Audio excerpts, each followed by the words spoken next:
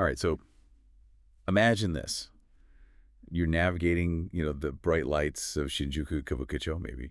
Or you've just landed at Narita Airport after a long flight. Right. You're taking it all in. Exactly. The energy, the crowds, and then you see it. Something kind of odd, a big suitcase, just sitting there, abandoned. Maybe it's even open. Yeah, maybe empty, maybe not quite. It's a strange sight. It really is. A bit baffling, right? Absolutely. And, what might seem like just a one-off, a weird thing someone did, it's actually ballooning into a pretty significant social issue here in Japan, this whole problem of unattended, abandoned suitcases. Wow. A significant social issue.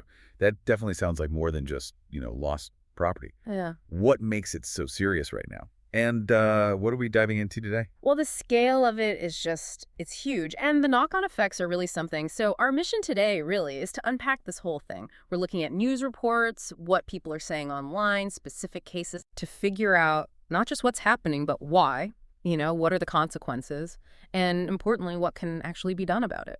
So think of this as your shortcut to understanding a really surprising, very current challenge. It's tied into tourism, into economics. We've got some compelling facts and some perspectives that might genuinely surprise you. Definitely. Okay, so let's start with the basics. Where are we actually seeing this?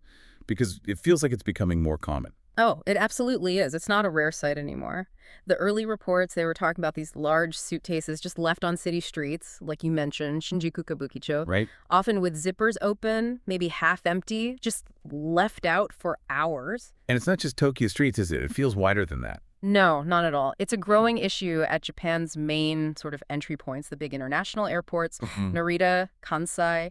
They're seeing a lot of this. In busy city areas, too. Yeah, bustling entertainment districts like Minami and Osaka. That's another hot spot.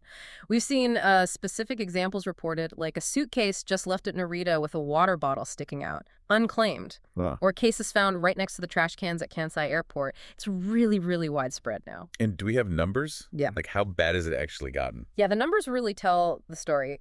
Take Narita Airport. Last year, they collected and stored around 700 abandoned suitcases. 700. Wow. And get this. By the end of June this year, so just halfway through, they'd already hit about 400. Airport officials are calling it an unprecedented pace. Unprecedented. What about other airports? Similar story. Kansai Airport, they hit a record high for abandoned suitcases in the 2024 fiscal year. And Chubu Centrair International Airport near Nagoya, they found about 30 cases of what they call illegal dumping just this year alone. Okay, so airports are clearly struggling. But it's not just airports, right? What about hotels? Oh, hotels are massively impacted too. We heard from one hotel, right? They reported piling up 20 to 30 abandoned suitcases every month. Per month, from just one hotel? Per month, yeah. Left behind by foreign guests after they check out. It's a huge volume. That's incredible. And this is a recent thing. Relatively recent, yeah. It really picked up speed after COVID, as tourism came roaring back. And it's widely seen as being linked directly to the sharp increase in inbound foreign visitors. Okay, so we've got the what, the where, the how much. Let's get to the big one. Why? Why are people just ditching their luggage? That's the million-yen question, isn't it? Well, one specific case gives us a clue. There was a 30-year-old guy at Chubu Airport. He actually got referred to prosecutors for abandoning an empty suitcase. Really? What was his reason? Pretty simple, actually. He said the suitcase was too big for carry-on for his flight, so he just moved his stuff to another bag and left the empty one behind. Just convenience, then. Get rid of the problem. Basically, yeah. Avoid the immediate hassle. Right. But then there's the reason that seems to come up most often, especially when you talk to tourists directly. It's the shopping spree factor. Okay.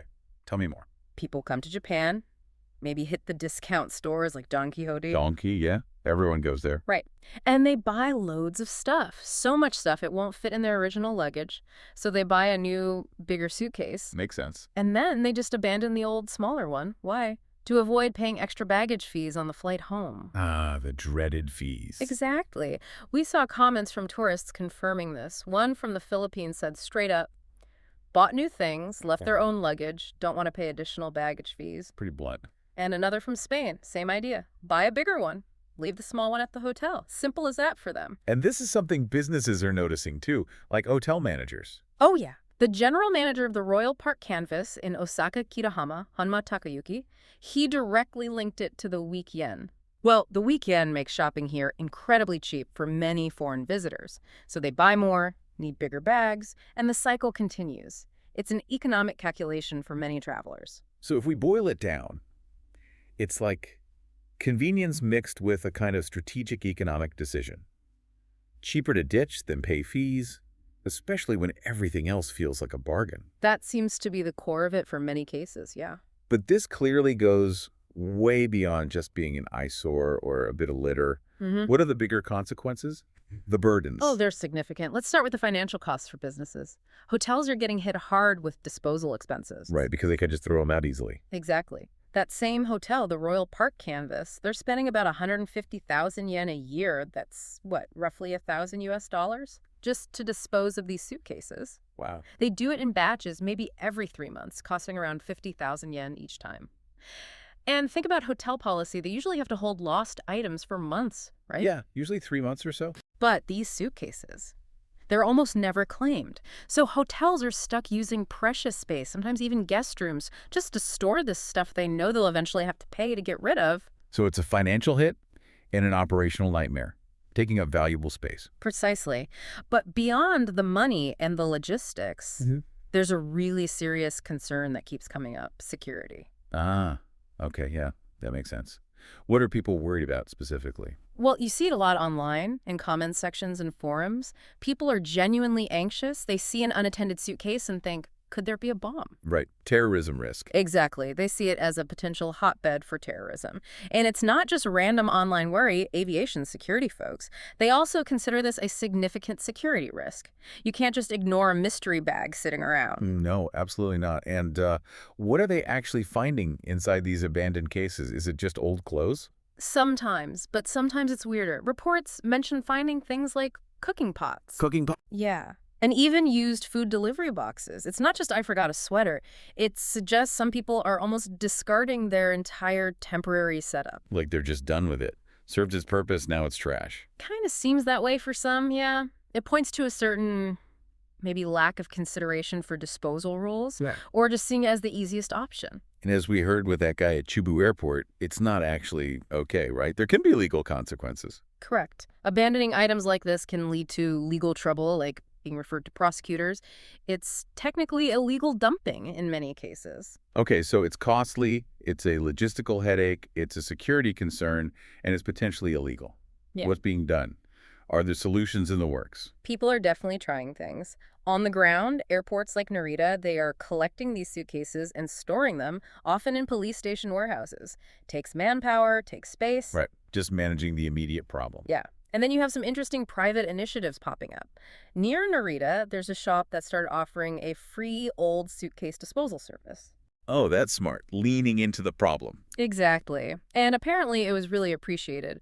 One Taiwanese traveler was quoted saying how helpful it was. A simple, practical solution meeting a clear need. And hotels, are they just footing the bill or are they trying things too? Some are getting creative. That Osaka hotel again, the Royal Park Canvas, they're trying to reuse or repurpose what's left behind. They set up clothing collection boxes in the lobby. Nice. And they even donate unwanted umbrellas, which also get abandoned, to local schools, trying to turn a negative into a positive, reduce waste. That's commendable. Yeah. What about, like, official bodies?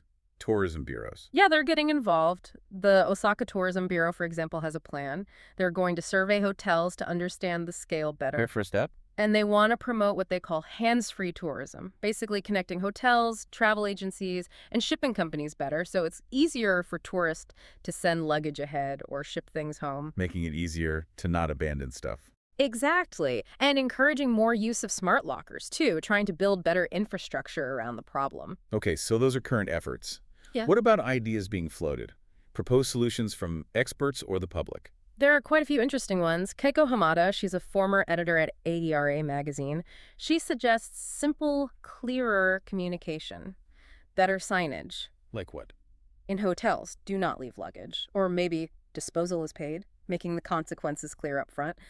And at airports, do not discard suitcases in trash cans, just direct instructions. Makes sense. Sometimes people just don't realize, or maybe they need a nudge. Right, and she also brought up that old Japanese saying, Tabi no haji wa kakesute. Yeah. When traveling, you can shed your shame. Yeah. Like, people behave differently away from home. Exactly. It touches on the psychology, perhaps a feeling of anonymity or less responsibility when you're just passing through. Hmm. Interesting point. What else? Any financial ideas? Oh yeah, money talks, right? Hiroshi Kanzaki from Kansai TV suggested maybe raising the departure tax slightly. Okay. To fund what? To fund government-run collection facilities specifically for this purpose, so the cost gets shifted back onto the tourists who are seen as the source of the problem. Interesting. Controversial, maybe, but interesting.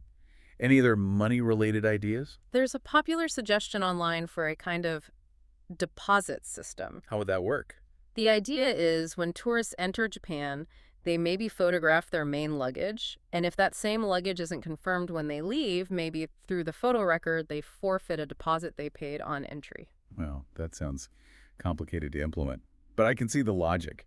Creates a direct financial incentive to take your bags home. Right. And then people online are also looking at what other countries do, pointing out that hotels in Europe, for instance, might charge your credit card for damages or extra cleaning or potentially abandon items. So, like, adopt international standards. That's the argument. Yeah. Stop what some see as Japan offering free disposal and make people accountable the way they might be elsewhere. Plus, the general call for dedicated government collection points keeps coming up. It sounds like there's a lot of frustration bubbling up, especially online. Definitely. And that brings us to some of the underlying tensions here. Public opinion is quite strong on this. One feeling you see expressed a lot is about perceived unfairness. Unfairness how? A sense of a double standard. You see comments like, if a Japanese person did this, dumped their stuff illegally, they'd be in trouble, maybe arrested.